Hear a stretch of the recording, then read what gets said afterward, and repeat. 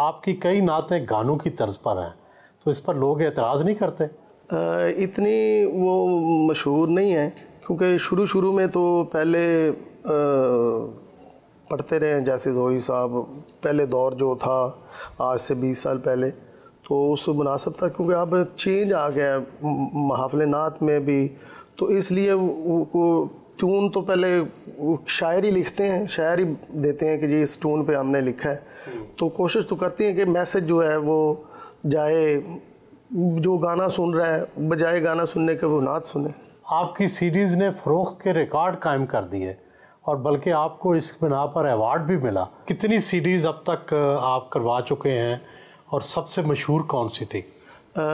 میری سر 25 سیڈیز جو مقبول ہوئی ہیں، اور انٹر اسٹار UK بڑی کمپنی ہے وہ انگلینڈ سے، انہوں نے مجھے گولڈن ڈسک ایوارڈ بھی دیا، سلور ڈسک ایوارڈ بھی دیا، یہ جن کی سب سے زیادہ سیل آؤٹ ہوتی ہے، اور نعت خوانوں میں الحمدللہ یہ مجھے ایوارڈ ملا ہے۔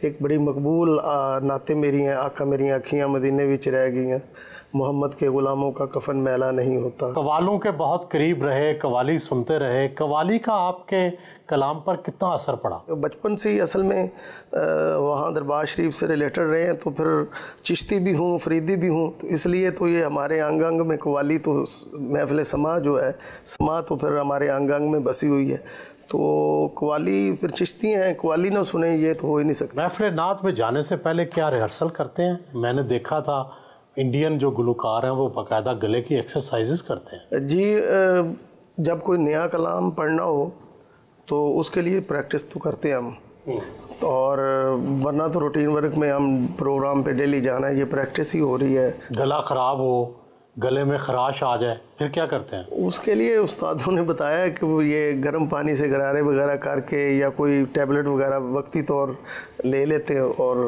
اس سے کام چل جاتا ہے، لیکن الحمدللہ زیادہ تر اگر طبیعت زیادہ خراب ہو تو پھر میں معذرت ہی کر لیتا ہوں کہ جی اس طرح تم پرفارمنس کرنا یا حاضری دینی وہ مناسب نہیں ہے۔ کون کون سی بڑی بڑی شخصیات کے سامنے نعت پڑھ چکے ہیں؟ کوئی VIP، کوئی صدر، کوئی وزیر اعظم؟